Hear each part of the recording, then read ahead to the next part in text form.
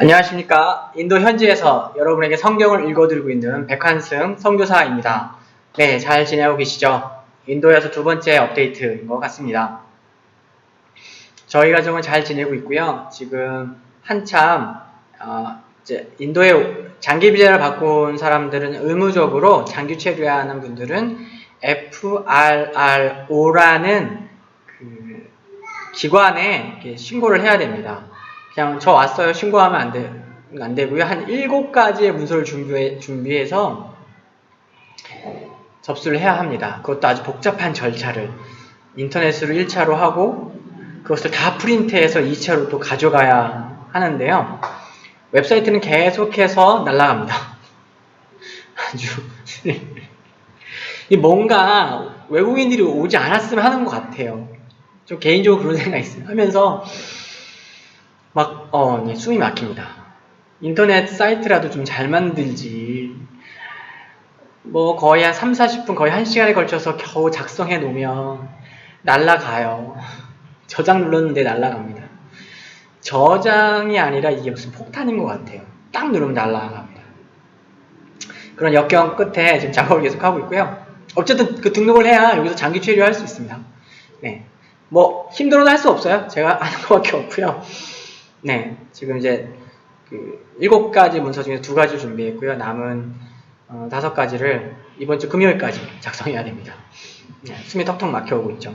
도착해서 며칠 좀 정신없이 짐 정리하다가 애플로 등록해야 되지? 막 이러면서 정신없이 뭐 사진 준비하고 뭐 이렇게 하다 보면 벌써 오늘 이제 일주일밖에 남지 않았습니다.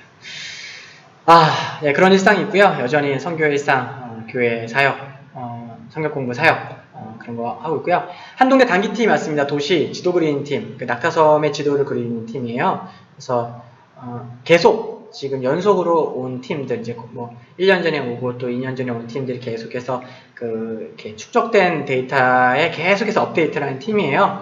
그래서 3명의 형제자매가 와서 열심히 하고 있고요. 고생 많이 하고 있습니다. 정말 씩씩한 형제자매들인데 열심히 하고 있고요. 또 한동대 상담팀, 자매들만 4명, 놀랍지 않습니까? 자매들 4명이 이 험한 비아르에 와서 아이들을 섬기고 갔습니다.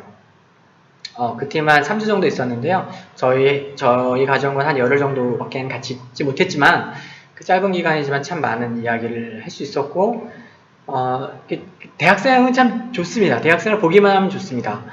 제가 아직도 많이 젊은데 대학생들을 보면서 그냥 그들을 보고 있는 것만으로 너무 즐겁고 행복하고 무언가 자꾸 막 얘기해주고 싶어요. 그래서 왜 어른들이 그 젊은 사람들을 보면 이렇게 놔주지 않고 계속 얘기하시는가 했는데 제가 그러고 있더라고요. 이런저런 얘기하고 저의 모든 신학이 다 나올 것 같아. 창세기부터 계시록까지 다 설교를 할 듯이 하고 있습니다. 그래서 좀 진정해야겠다는 생각도 하고요. 교제를 어떻게 해야 되는지 뭐 이런 거 있지 않습니까? 뭐 이런 얘기하면 뭐 대학생들은 눈이 동그래지죠. 네, 아무튼 무엇보다 아름다운 가정을 꾸미고 있는 저희 가정의 얘기를 해주면 아주 부러워하고 좋아합니다. 그래서 저처럼만 결혼하면 또 바랄 것이 없지 않나 라고 얘기를 해주면 이제 환호성이 나오죠. 네. 아무튼 대학생들은 모두 희망과 이 땅 안에 소망이 있다는 것을 다시 한번 생각하고요. 그 젊은이들이 놀고 싶고 할 거 싶은 거 너무 많은데 굳이 여름에 자기 돈 들여가면서 이곳에 와서 3주 6주 헌신하고 수고하는 모습들을 보면서 아직 이 땅 가운데 소망이 있고 대한민국의 젊은이들이 소망이 있다는 생각을 또 많이 하게 됩니다. 아무튼 그렇게 했고요. 상담팀은 오늘 이제 갔어요. 가서 이제 인사를 하고 아쉬운 마음에 귀한 자매들 잘 가세요. 다음에 또 와요. 막 이렇게 했고요. 네, 아무튼 그렇게 잘 지내고 있습니다. 일단은 급한 FR로 문서를 빨리 잘 마무리해야 되고요. 그 문서 마무리해야 되는데 어떻게 지금 업데이트하고 있냐 물으실 수 있지만 제가 할 수 있는 건 다 해놨습니다. 네, 이제는 이제 델리나 세종학당이나 이쪽에서 이제 문서를 받아야 해요. 잘 되겠죠. 네. 너무 조바심 하지 않으려고 합니다. 네, 14일 내에 해야 되는데 지금 한 5일 남았습니다. 기도해 주시고요. 아무튼 그렇습니다. 인도에는 그냥 늘 계속 있었던 것처럼 적응하고 있고요. 날씨가 우기라 계속 좀 비가 오는 그래서 꿉꿉하고 창문을 열면은 덥고 습한 바람이 이렇게 들어옵니다. 그래서 아기 피부, 네. 또 자식을 또 챙기고 또 그 자녀 또한 하나님께 저에게 맡겨주는 어떤 이제 사역이잖아요. 사역이라고 얘기하면 좀 야박스럽지만, 네. 귀한 손님 보내주셨기 때문에 그 손님을 극진히 대접해서 이 손님이 자기의 여행, 이 나그네가 자기의 백루아라는 나그네가 자기만의 여행을 잘 안전하게 떠날 수 있을 때까지 이제 지키고 보호하고 교육하고 건강을 책임지는 것이 부모의 역할이기 때문에 그 부모의 역할 또한 잘하기 위해서 애쓰고 있고요. 김아람 선교사가 또 애쓰고 있습니다. 네, 오늘의 말씀은요. 갑자기 이제 요한복음이 아니라 갑자기 이제 열왕기상 13장으로 넘어갔습니다. 요한복음을 끝난 게 아니고요. 끝난 게 아니라 지금 질문이 들어왔어요. 질문이 들어와서 나는 이제 사랑하는 후배한테 질문이 들어와서 예전에 저와 같이 이제 성경 공부를 같이 했던 친구인데 이 부분이 그때 아마 성경 공부를 하면서 이야기를 좀 했고 그래서 감동이 있었는데 또 이제 이렇게 희미해진 거죠. 잘 이렇게 명확하게 기억이 나지 않아서 그 질문을 했더라고요. 저 또한 또 이 부분이 이제 흔히 이제 늙은 그 베델의 선지자라는 그 선지자의 이야기인데 흔히 이야기하는 성경은 난해 구절 중에 하나예요. 좀 도대체 이 성경을 어떻게 이해하고 어떻게 봐야 할지 좀 되게 아리송하고 뭔가 성경의 스토리가 어떤 에피소드가 이렇게 그러니까 잘 이해 안 되는 성경의 구절들은 대부분 뭔가 앞뒤 문맥과 상관없이 톡 튀어나온 어떤 이제 전래동화 같은 그런 느낌이 있어요. 그래서 이건 이해 못하는 거야 라고 얘기하거나 대충 이해하고 넘어가게 되는 부분 중에 하나예요. 질문해서 질문을 받은 김에 한번 대답을 해주고 싶었는데 이게 난해 구절이다 보니까 간단하게 정리하기 좀 어렵고 좀 시간을 투자하는 것 보면 좀 잘 정리할 필요가 있다고 생각이 들었어요. 그래서 이참에 한번 정리를 해놔서 나중에라도 누군가가 물어보면 베델의 늙은 선지자 이 할아버지는 노망이 나신 건가요? 라는 이런 질문을 했을 때 제가 이제 동영상 파일과 문서 파일을 보내주면서 이걸 보시면 조금 이해될 거야 라고 좀 정리해놓으면 좋겠다는 생각이 들어서 특집으로 한번 만들어봤습니다. 요한복음 계속 너무 좋지만 특집을 한번 해봤습니다.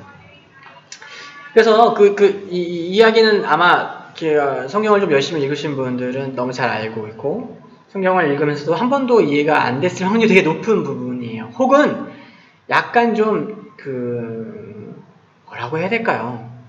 되게 표면적으로 이해되고 의문을 잔뜩 아는 채 그냥 이해한 걸로 치고 넘어가는 부분이죠. 이 이야기는 어떤 이야기입니까? 이 여로보암이라는 시대적 배경이 있어요. 성경을 이스라엘 역사를 이해하면 이제 초대 세 왕이 있죠. 초대 세 왕. 첫 번째 사울, 다윗, 솔로몬. 이 초대 세 왕이 있고 이걸 통일 이스라엘이라고 합니다. 통일 왕국. 그런데 그 다음에 솔로몬의 아들 르호보암 때 르호보암과 여로보암 이름도 비슷해요. 이게 나눠지게 되죠. 이 역사는 잘 아실 거예요.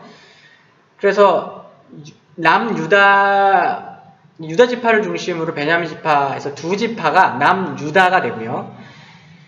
여로보암을 중심으로 요셉 지파의 중심이죠. 요셉 지파의 지도자였던 여로보암을 중심으로 10지파가 떨어져 나가서 이게 사실 좀 표현이 웃기지만 이렇게 어떤 정통성은 남유다에게 있기 때문에 떨어져 나갔다. 10지파가 떨어져 나갔다고 표현을 합니다. 떨어져 나간 10지파가 북이스라엘이 됩니다. 여로보암 왕을 세운 거예요. 누가 왕을 세웠어요? 하나님이 세우셨어요.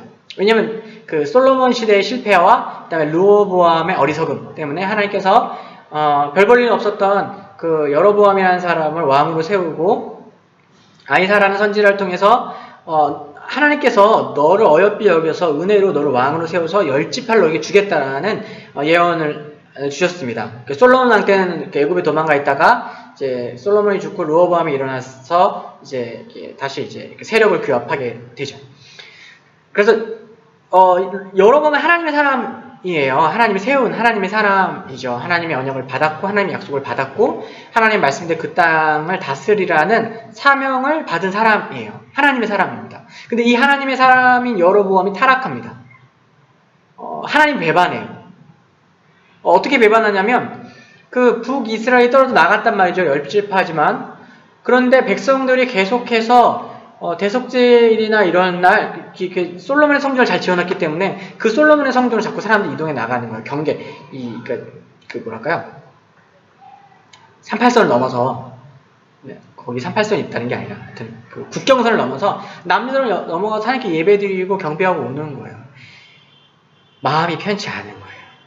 이 나라를 하나님이 주셔서 자신의 왕을 삼아 주셨지만 자꾸 사람들이 저렇게 남유다로 넘어갔다 오면 언젠가 그들의 마음이 다시 다윗 왕조 르호보암에게로 마음이 향할 거라는 두려움이 있었습니다. 하나님이 이 왕국을 나에게 계속 주실 리가 없어라는 뭔가 두려움이 있었는지도 몰라요. 그 두려움 가운데 여로보암은 하나님을 두려워 하나님의 뜻 가운데로 더 신실하게 행하는 방법을 택한 것이 아니라 사람의 마음을 얻는 법을 택합니다. 그 방법이 뭐였을까요? 네, 그 방법은 바로 사람들이 남유다로 넘어가지 못하도록 하는 거였어요. 그래서 첫 번째 방법으로 제사장을 레위인 아닌 사람들을 뽑았습니다. 그리고 두 번째로 7월 15일 대속제일과 비슷하게 한 달을 늦춰서 8월 15일을 북이스라엘의 대속제일로 정해요. 그리고 그것뿐만 아니라 이제 핵심적인 게 이건데 솔로몬의 성전 솔로몬 다윗 왕조 때 세워졌던 다윗 왕 때 세워졌던 성전이 아니라 거기까지 내려갈 필요가 없는 거야. 내려갈 필요 없고 북쪽 경계 쪽에 단이 있고 베델, 이 남쪽 경계 부분에 베델이 있습니다. 베델에 황금 송아지를 만들어서 제단을 쌓고 이 제단에 누구든지 제사를 드리면 이게 여호와께 제사를 드리는 거다라고 합니다. 그래서 흔히 여로보암의 제라고 하는 이게 비슷하게 하는 제, 얼뜻 보면 비슷하지만 본질을 완전 벗어난 하나님의 뜻을 벗어난 죄를 저지르게 됩니다. 하나님께서 이것을 진노하시면서 하나님의 사람을 보내세요. 이름이 없어요.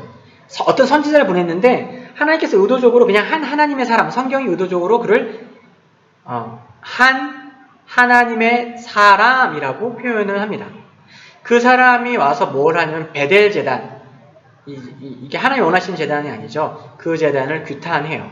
지금 여로보암은 어떤 죄를 저지른 거냐면 아버지가 아직 정정하신 아버지가 아들을 사랑해서 기업을 물려줬어요.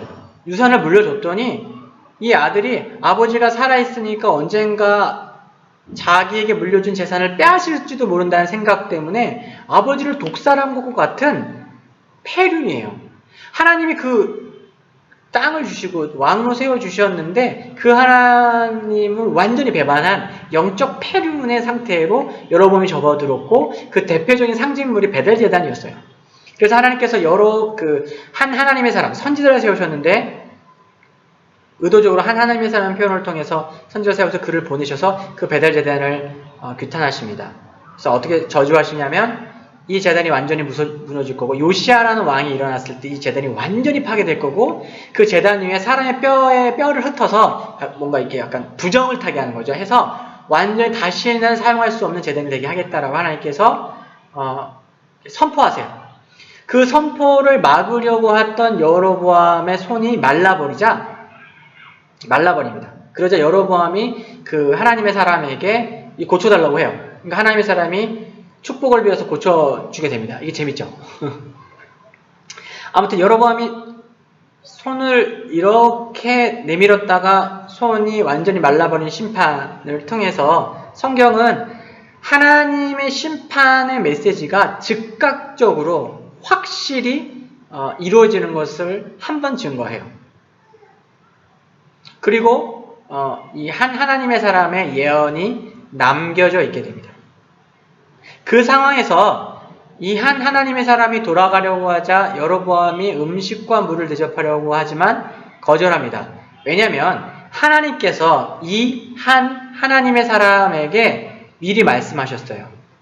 북이스라엘에서 아무것도 먹지도 말고 마시지도 말고 갔던 길로 그대로 돌아오라고.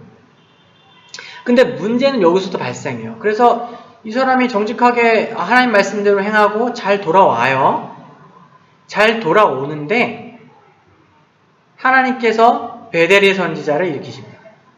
베델에 있는 한 늙은 선지자. 우리가 주의하고 잘 이해해야 되는 건 우린 늙었다, 은퇴했다라고 하면 무슨 퇴물이라는 인식을 가지기 쉬워요.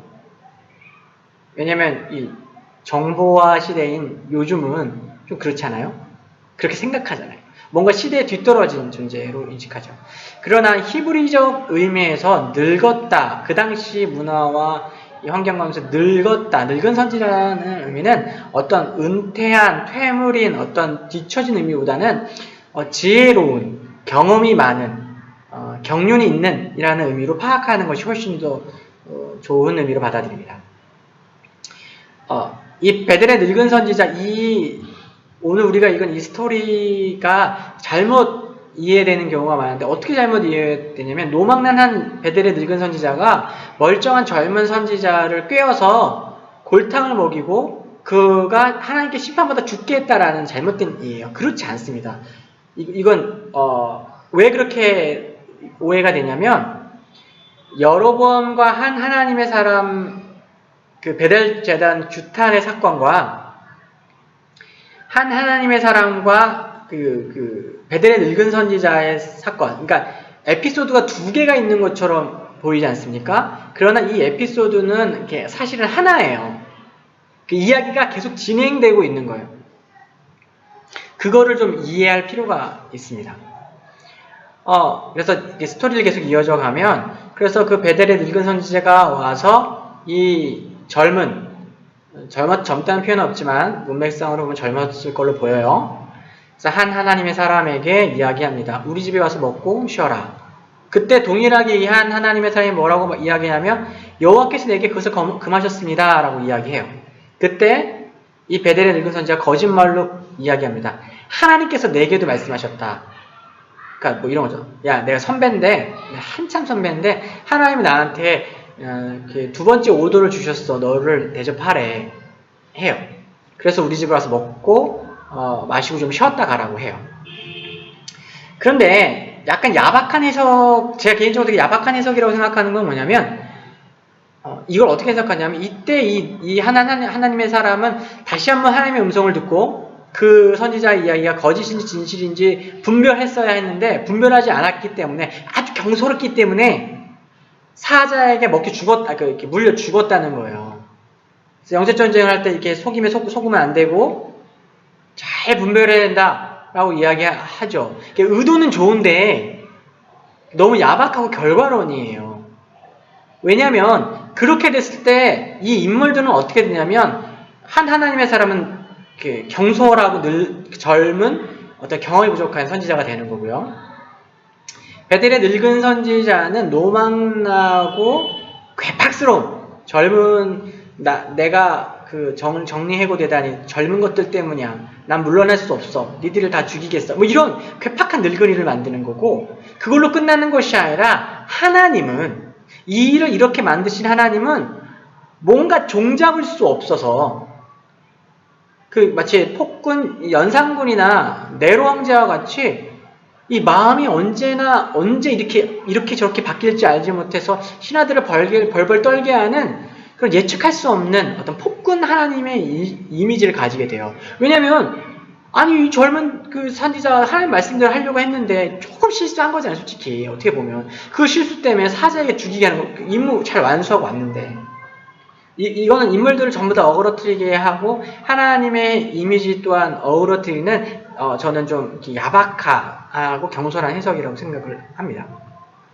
이 내용을 온전하게 이해하려면 이렇게, 그리고 이제 또한 베델제단 규탄 사건과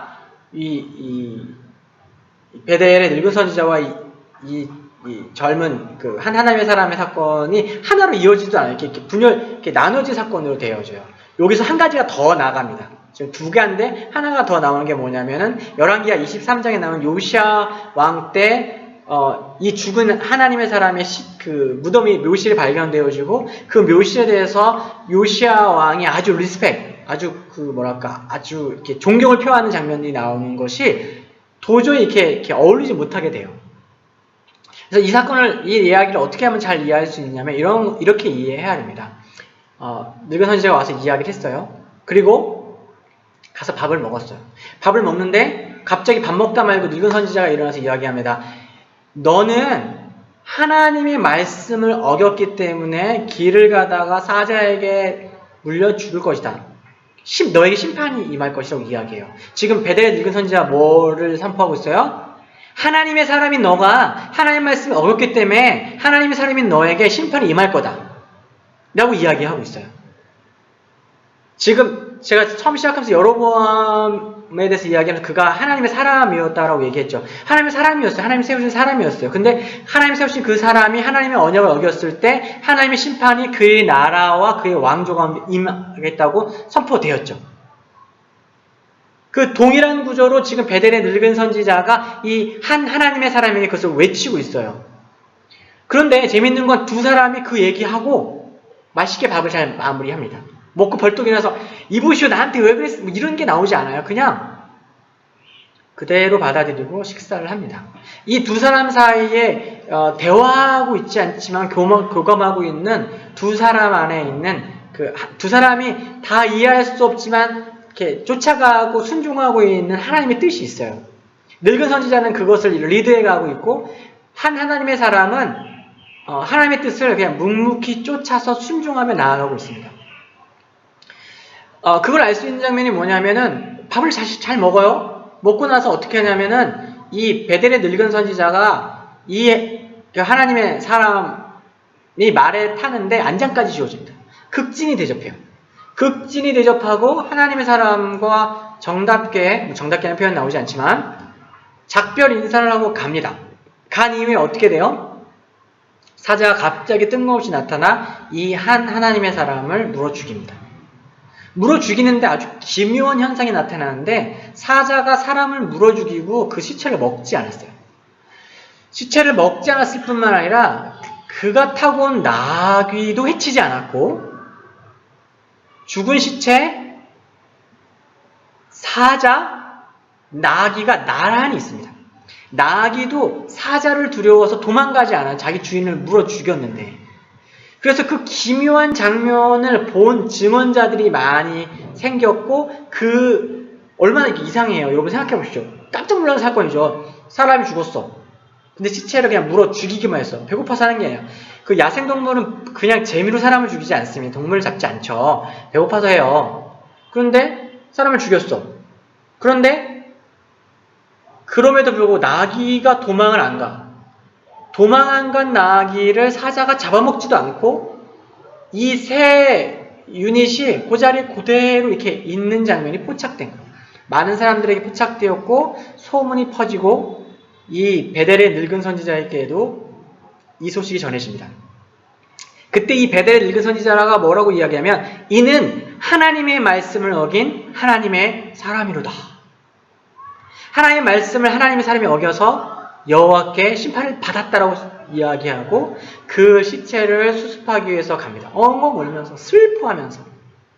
그래서 그 시체를 어디 아무데나 묻은 것이 자신의 묘실에 묻고 자식들에게 내가 죽거든 이 시체가 묻힌 그곳에 나도 같이 마치 내가 죽거든 네 아버지와 함께 묻어다오라고 하는 것처럼 그렇게 해요.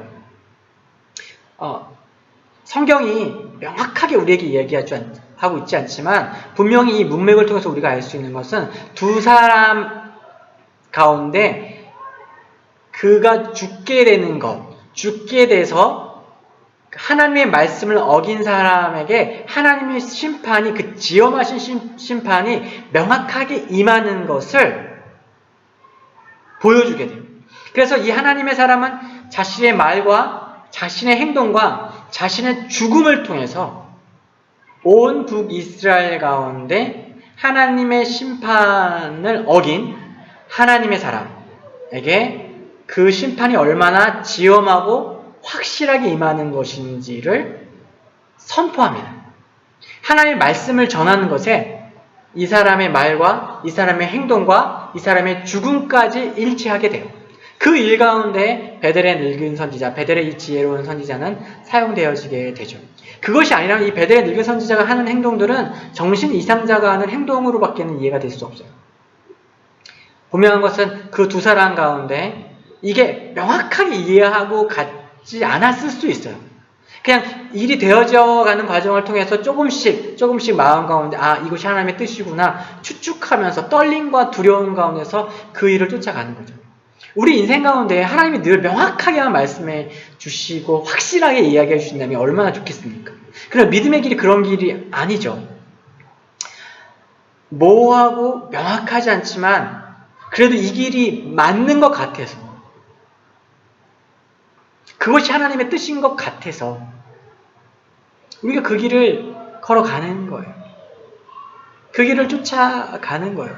오고 가는 수많은 세대에 수많은 그리스도인들이 허드슨 테일러, 윌리엄 캐리 이렇게 이름을 가진 사람들만 있는 것이 아니라 오히려 훨씬 더 많은 이름을 가지지 못한 베델의 늙은 선지자, 한 하나님의 사람, 이름을 가지지 못한 그들이 이렇게 자신의 말, 어떤 경우에 설교가 되겠죠. 어떤 경우에는 어떤 책이 되겠죠. 그것을 통해서 자신의 삶을 통해서 또한 자신의 죽음을 통해서 하나님의 말씀을, 하나님의 소식을, 하나님의 뜻을, 하나님의 의지를 그가 속한 사회, 공동체, 가족, 교회에게 전달하며 살았어요. 오늘 성경에 나온 베델의 늙은 선지자와 한 하나님의 사람도 그랬던 거죠. 이름이 없어도 괜찮은 거예요. 그저 하나님의 소리가 될 수 있다면, 세례 요한이 얘기했던 것처럼 광야에서 외치는 자의 소리다. 그분의 뜻이 드러날 수 있고, 그분의 말씀이 드러날 수 있고, 그분의 의지가 표현되어질 수 있다면 그렇게 사는 거예요. 하나님께서 이름도 주지 않으셨어요. 그냥 그렇게 허망하게 젊은 나이에 갔지만 하나님 이름도 주지 않으셨어요. 늙은 선지자, 베델의 늙은 선지자, 모르겠습니다. 이런 표현이 적당할지 모르지만 사랑하는 후배에 귀한, 정말로 신실한 그 후배가 하나님 말씀을 쫓아서 막연하게 느끼지 않습니까? 이거 왠지 얘가 죽는 길인데, 그 죽는 길 가운데 베델의 늙은 선지자가 사용되어져요. 그 사랑하는 후배가 정말로 그 주님의 뜻 가운데서 얼마나 기특하고 얼마나 사랑스럽고, 베델에서 일어난 사건이었잖아요. 베델에서 일어난 그 사건 가운데서 선지자였고 하나님의 사람이었지만 자신이 하지 못했던 일을 하나님의 뜻을 가지고 왔던 그가 그 죽음의 길로 가는 것들을 그가 그냥 받아들이고 그 일 가운데 사용되어져서 차라리 자기가 죽고 싶지 않았겠어요? 자기가 사자에게 물리고 싶지 않았겠습니까?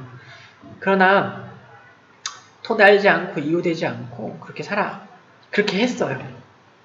애통해하면서. 시대를 거슬러 이 본문의 현장 가운데서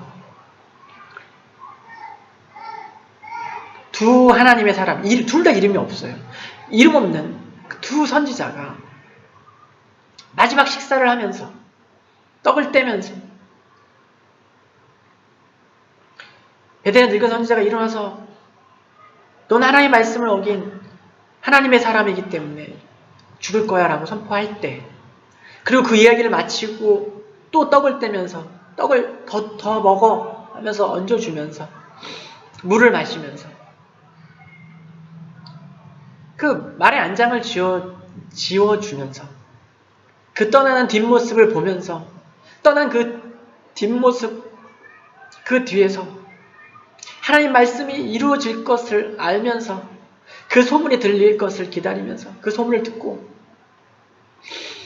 마침내 베델의 늙은 선지자가 또 선포하면서 이는 하나님의 말씀을 어긴 하나님의 사람이로다 라고 이야기하는 그 심정, 울면서 그 시체를 수습하고 자신의 가장 귀한 묘실에 묻고 나도 그와 함께 묻히고 싶다 라고 이야기한 베델의 이 지혜로운 선지자의 심정이 어땠을지 저는 감히 상상이 되지가 않습니다.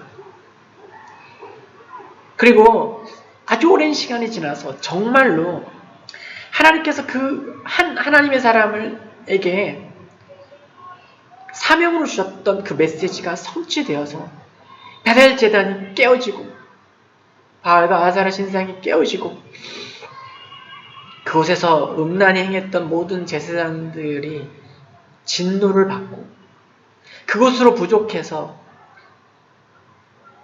뼈들로 죽은 사람의 뼈들로 그 베델의 털을 부정케 해서 다시는 사용하지 못하도록 다시는 그것 가운데 어떤 제단도 서지 못하도록 한 그때 놀라운 것은 한 묘실이 발견됩니다. 열왕기하 23장에 나오는데 묘실이 발견되는데 요시야 왕이 물어봅니다. 요시야 왕은 자기가 태어나기도 훨씬 이전에 자신의 이름을 이야기했던 그런 왕이 태어나고 통치하고 그가 이런 일을 행할 거라고 이야기했던 그 한 하나님의 사람의 묘실이 바로 눈앞에 있음을 봅니다. 이 묘실은 누구의 것이냐? 수많은 묘실들이 있었는데 왜 그것만 이야기했을까요? 하나님의 섭리와 계획이 있었을 거라고 저는 믿습니다. 이 묘실은 누구의 것이냐? 왕이시여 이는 한 하나님의 사람의 묘실이고 그 옆에는 베델의 늙은 선지자가 묻혀있는 그 묘실입니다. 이야기할 때 그 주변을 완전히 황폐하게 했던 요시야 왕이 여기는 건들지 말아라 라고 이야기합니다. 어떻게 그럴 수 있었을까요? 사람들은 알았던 거죠. 그 당시에는 그것이 어떻게 해석되어질지 알지 못했지만 사람들이 안 거예요. 아, 이 사람은 하나님께 사용되어졌구나. 실수해서 죽은 게 아니라 경솔해서 죽은 게 아니라 베델 늙은 선지자가 뒤죽박죽 노망들어 치매로 이렇게 저렇게 자기가 알지도 못한 짓을 하다가 이렇게 죽은 것이 아니라 그의 입술과 그의 삶과 그의 죽음을 통해서라도 하나님의 뜻이 하나님의 마음이 선포될 수만 있다면 좋겠다라고 생각하고 그렇게 살아간 하나님의 사람이구나. 하나님께서 그에게 이름도 주지 않으셨고 아무것도 주지 않으셨지만 열왕기하 23장 요시야 왕의 굳이 그 에피소드 가운데 그 많은 해야 될 얘기가 그렇게 많은 에피소드 가운데 하나님께서 그 이야기를 꺼내시면서 성도들의 죽음을 하나님께서 귀히 여기신다는 그 시편의 말씀처럼 그의 헌신과 수고와 애씀에 대해서 이렇게 보듬어 주시는 걸 이렇게 우리는 보게 됩니다. 하나님의 사람은 입술뿐만 아니라 그의 삶뿐만 아니라 그의 죽음을 통해서까지 하나님의 말씀을 전할 수 있는 사람이 되어야 하지 않을까요? 저도 그런 사람이 되고자 하는 소망이 있습니다. 성경에 존경하고 따라가고 싶은 인물들이 너무 많아요. 아브라함, 사도 바울, 바나바, 베드로, 빌립. 그런데 제 마음을 가장 두드리는 사람은 한 하나님의 사람입니다. 베델의 늙은 선지자요. 이름이 없습니다. 세상 가운데 무명하지만 하나님 나라에서 유명하고 이 땅 가운데서 우리가 가난할 수 있지만 하나님 나라에서 부유할 수 있는 그런 사람, 그런 사람이 되기를 소망하고 또 기도하고 간절히 소망합니다. 목사는 입술로 가장 많은 범죄를 저지릅니다. 어떨 때 범죄를 저지르면 지가 한 말을 지가 행하지 않고 있을 때 많은 말을 해야 되기 때문에 많은 말로 범죄를 저지릅니다. 왜냐하면 자기가 지키지 못하는 말로 다른 사람들을 얽매이고 자기도 지키지 못하면서 다른 사람의 마음을 다른 사람에게 그것을 하라고 또 강요하게 되기 때문이죠. 그럼에도 불구하고 말을 많이 할수록 더 범죄하게 되는 줄 알면서도 말씀을 맡은 자로서 말을 하게 됩니다. 말을 하면서 그것이 하나님의 소리이기를 간절히 소망합니다. 그리고 내가 그렇게 말하는 것처럼 살려고 못할 때가 더 많지만 이렇게 애쓰고 수고합니다. 그리고 마지막 걸음까지 아직 너무 젊지만 저는 베델의 늙은 선지자처럼 살고 싶습니다. 까지 살고 싶어요. 그래요. 아무튼 그런 마음으로 하나님 앞에 살아갈 수 있기를 간절히 소망합니다. 오늘 말씀을 통해서 우리가 무엇을 배워야 할까요? 제가 일일이 구체적인 적용을 드리지 않아도 한번 말씀을 읽어보셔요. 제가 쓴 문서 말고 그것도 읽어보시고요. 성경을 읽으시면서 많은 대화를 하지 않는데 하나님, 한 하나님의 사람, 베델의 늙은 선지자. 이들이 말하지 않지만 공유하고 있는 그 마음. 그것을 느낄 수 있고 그것이 성령 안에서 경험되어질 수 있고 그것이 보여줄 수 있다면 무엇보다 큰 축복이라고 생각합니다. 사랑하는 여러분, 제가 올리는 이런 영상까지 보시는 분들이라면 보지 않으시는 분들도 훌륭한 분들이지만 정말로 정말 말씀을 사랑하셔서 정말 보잘것없는 선교사의 이 말을 까지도 들으시려고 하시는 분들은 정말 대단하신 분이라고 생각합니다. 하나님의 사람으로 하나님의 뜻을 이루시면서 그분 은혜 가운데 거하시기를 축복하고요. 저와 저의 가정을 위해서도 계속해서 기도 부탁드립니다. 하나님의 말씀을 맡은 자로서 여호와의 말씀을 지키며 주의 뜻대로 행하는 많은 말 하지 않아도 이게 뭐가 막 명확해, 확실해. 그래서 건너가는 게 아니라 뭔가 명확하지 않을지라도 하나님의 뜻이 거기 있는가 하여 걸어갈 수 있고 뭔가 안전하지 않아 보여도 주의 뜻이 거기 있는가 하여서 조심스럽게 걸음을 내걸을 수 있는 그런 저와 그런 김아람 선교사와 백누아 우리 사랑하는 딸 될 수 있도록 기도해 주십시오. 이것 가운데 임한 하나님의 은혜가 너무나 충분하고 하나님 맡기신 귀한 사명들 앞에 너무나 감사할 수밖에 없습니다. 말로만 하는 것이 아니라 나의 삶과 또 아직 많이 남아있을 그 마지막까지도 그렇게 증거하는 하나님의 삶이 되기를 소망하고요. 여러분 역시 그런 하나님의 사명을 쫓아 승리하시는 여러분 되시기를 주님의 이름으로 축복합니다. 감사합니다.